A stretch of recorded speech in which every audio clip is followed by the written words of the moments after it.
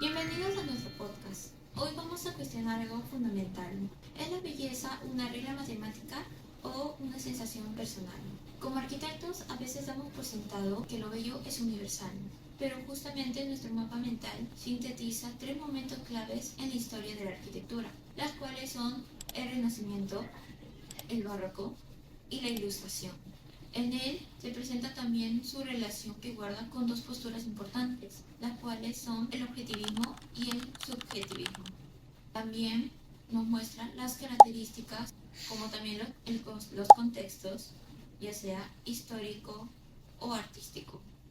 Así como también vamos a debatir estas posturas y también poder comprender cómo estas influyeron en la concepción de la belleza, el diseño arquitectónico y la interpretación de la arquitectura en estos distintos periodos. Yo personalmente creo que la arquitectura siempre es un reflejo de su tiempo, pero me pregunto, ¿realmente podríamos encerrar esa belleza en una fórmula geométrica?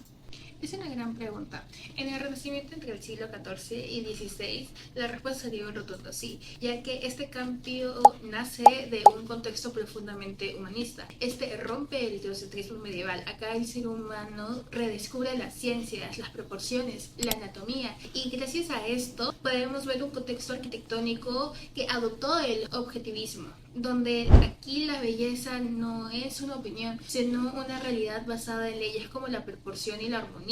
Autores como Alberti decían que la belleza era un acuerdo de partes, algo innato de la misma naturaleza, que el ser humano lo podría mostrar mediante formas geométricas, grillas estructurales. Lo podemos ver en el Palacio de Ruselay. Acá podemos decir que su fachada no es tan caprichosa, ya que es una cuadrícula racional que reflejan este nuevo orden y la necesidad de control urbano y también la seguridad de la burguesa florentina. Nosotros en esa época el arquitecto no buscaba descubrir o crear la belleza, sino la buscaba mostrar mediante formas geométricas, proporciones y sobre todo la armonía.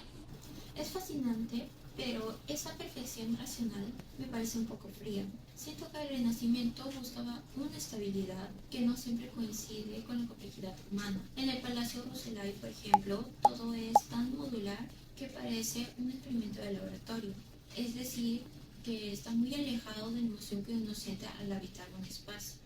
Precisamente por eso surge el barroco en los siglos XVI y XVII. El contexto cambió drásticamente. La crisis política en Europa comenzaba a afectar y la Iglesia Católica se veía impactada por la Reforma Protestante.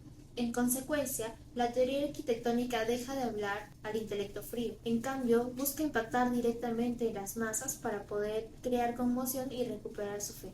Este contexto empuja al subjetivismo.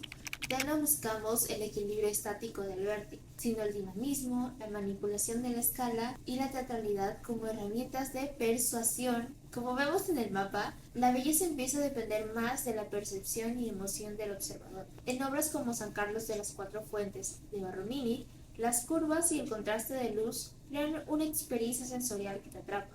El espacio se mueve porque la sociedad de la época está en constante tensión y conflicto. Ya no es solo lógica, es sentimiento. Ahí es donde el debate se pone bueno, ya que el barroco rompe esa verdad única del Renacimiento y lo demuestra al usar curvas y escalas monumentales, tal y como se ve en la plaza de San Pedro de Bernini, en donde el arquitecto pasa de ser un matemático a convertirse en un escenógrafo. De esa manera pasamos de una arquitectura que se piensa a una que se siente en el cuerpo, adaptándose totalmente al observador. Ese es el puente perfecto hacia la ilustración entre los siglos XVIII y XIX. Este periodo está marcado por la revolución industrial, el auge de la burguesía y el cuestionamiento de los dogmas absolutos del rey y de la iglesia. El ser humano ahora busca explicaciones racionales a sus propias facultades psicológicas. Aunque fue la era de la razón en estética, fue el triunfo definitivo del subjetivismo.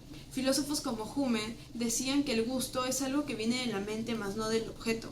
En cambio, Burke introdujo lo sublime, esa belleza que nos sobrepasa por su intensidad y que responde a la fascinación de la época, por la naturaleza indomable. En arquitectura, esto nos dio una libertad increíble. Los arquitectos ya no copiaban el pasado por dogma religioso monárquico, sino que la teoría ahora permitía interpretar los elementos según la sensibilidad, la función social del edificio y la creatividad del contexto actual.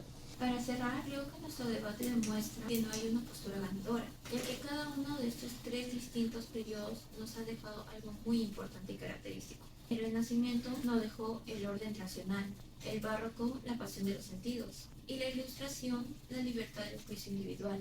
Como conclusión, sentimos que el objeto arquitectónico siempre será una materialización de las ideas de su tiempo.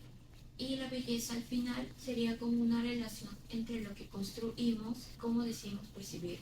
Muchas gracias por acompañarnos en este análisis.